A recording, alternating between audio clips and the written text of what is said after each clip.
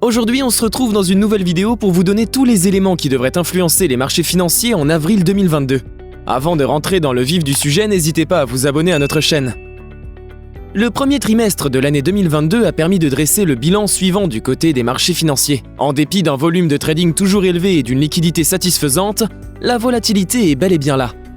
Les raisons qui expliquent cette situation sont nombreuses. La guerre en Ukraine, mais aussi l'inflation galopante et la hausse du prix des matières premières, principalement.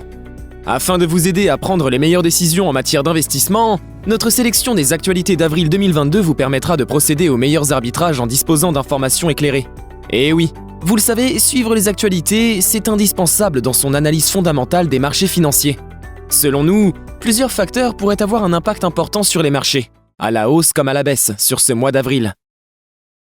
L'élection présidentielle s'invite sur les marchés actions. Et le premier facteur qui va agiter notamment le marché des actions en avril, c'est l'élection présidentielle en France. L'histoire a montré que la place boursière parisienne fluctue lors de ce rendez-vous avec l'histoire.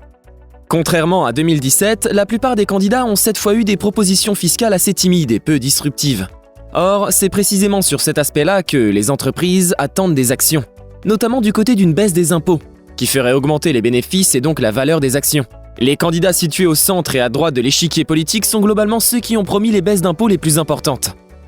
Geoffroy Roux de Bézieux, le patron du MEDEF, avait par ailleurs alerté sur les risques de vouloir taxer trop fortement les profits, au risque d'amener les patrons à arrêter d'embaucher et à arrêter d'investir. Au soir du premier tour, soit le 10 avril, le nom des deux finalistes à l'élection devrait donc peser sur l'orientation des marchés à l'ouverture de la place parisienne le lundi 11 au matin, tout comme le lundi 25, au lendemain du second tour. Des comportements opportunistes du côté des marchés actions ne sont donc pas à exclure. Ils devraient néanmoins être marginaux. Les entreprises du CAC 40 sont par ailleurs fortement internationalisées aujourd'hui.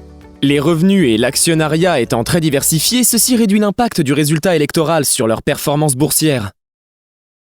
Espoir d'une sortie de crise en Ukraine ? L'actualité est aujourd'hui majoritairement rythmée par l'avancée du conflit en Ukraine. L'évolution de celui-ci aura forcément un impact sur les marchés financiers, dans un sens comme dans l'autre. Soyez donc attentifs aux évolutions de la guerre qui dure depuis un mois déjà. Le ministre turc des Affaires étrangères, Mevlut Cavusoglu, indiquait fin mars qu'un accord était proche d'être trouvé. En cas de réussite, un cessez-le-feu durable permettrait au marché de retrouver de la sérénité et réduirait les fortes tensions du côté des matières premières et par ricochet sur l'inflation. Mais ces informations sont à surveiller de près, le contexte géopolitique étant particulièrement instable. La publication des premiers résultats du premier trimestre 2022 pour les entreprises. Le mois d'avril sera aussi rythmé par la publication des premiers résultats pour le premier trimestre 2022 des entreprises. Alors que les entreprises ont publié en masse, entre février et mars, leurs résultats annuels, toute l'attention va désormais être portée sur leur bilan financier au titre du premier trimestre 2022. Des publications sont très attendues comme pour Hermès ou Sanofi, ainsi que pour L'Oréal ou Total. Ces deux dernières ont dû réadapter une partie de leur stratégie suite aux sanctions prises à l'encontre de la Russie. Pour rappel, L'Oréal réalise 3% de son chiffre d'affaires sur le marché russe. L'action du leader mondial des cosmétiques a particulièrement souffert depuis le début du conflit en Ukraine. Nous vous invitons à suivre la publication des résultats avec une attention renforcée. En fonction de la performance, le titre pourrait en effet retrouver de la vigueur ou continuer au contraire à rester sous tension. Un choc pétrolier attendu en avril ? Mais le conflit en Ukraine a aussi un impact sur le prix du pétrole notamment. Un choc pétrolier est même prédit par les plus pessimistes en avril. Selon l'Agence internationale de l'énergie, les marchés pétroliers pourraient connaître un déficit de 3 millions de barils par jour de pétrole à partir du mois d'avril.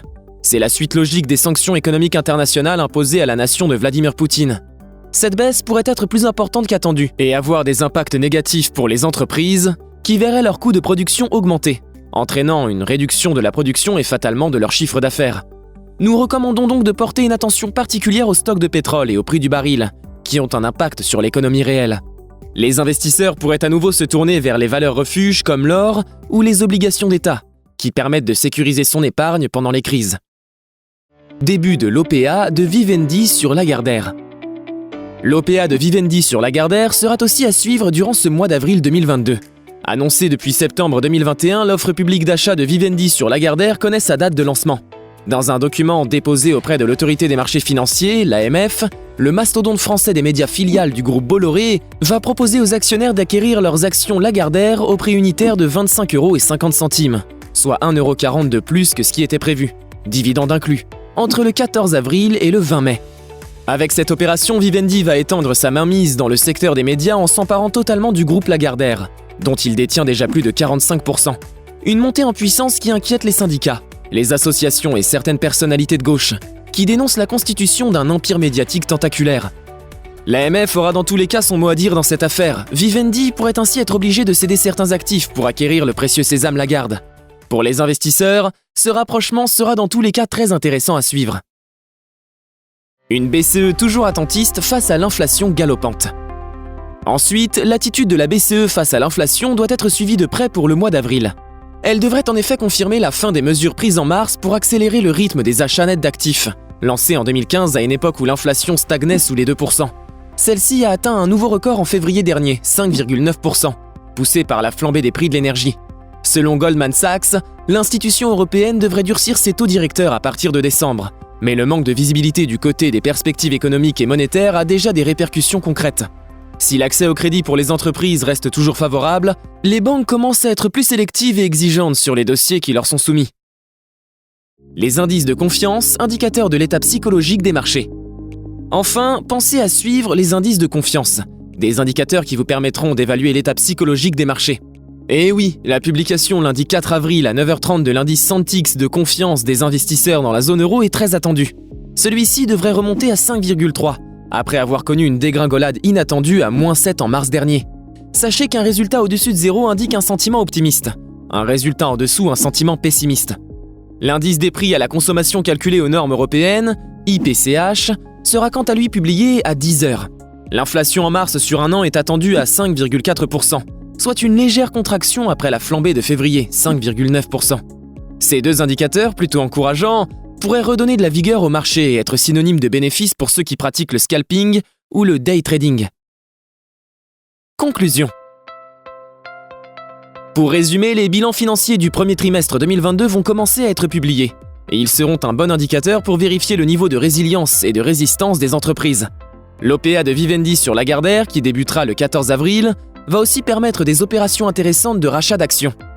Du côté des marchés, vous pourrez opter pour une attitude opportuniste ou alors jouer la prudence, l'élection présidentielle renforçant le climat de volatilité ambiant. Certains actifs, comme ceux bancaires, pourraient être secoués si un candidat réputé anti-système passe au second tour, voire décroche l'Élysée. Si un de ceux-là était élu, l'action des valeurs bancaires connaîtrait probablement une correction brutale immédiate. Et également à suivre, la publication des indicateurs tels que l'indice de confiance des investisseurs et l'indice des directeurs d'achat en zone euro. Ils donneront une indication précieuse sur l'état psychologique du marché et vous permettront d'opérer les arbitrages en conséquence pour renforcer votre portefeuille. Face à une volatilité importante, l'information reste comme toujours votre meilleure arme. Voilà, c'est la fin de cette vidéo. N'hésitez pas à nous donner votre avis en commentaire sur les actus qui auront un impact fort sur les marchés financiers pour le mois d'avril 2022. À bientôt! Vous avez aimé cette vidéo? N'hésitez pas à mettre un pouce bleu. Vous souhaitez en savoir plus sur l'investissement sur les marchés financiers? Nous vous avons préparé une formation gratuite qui est disponible en haut à droite de la vidéo et dans la description. À bientôt pour une prochaine vidéo.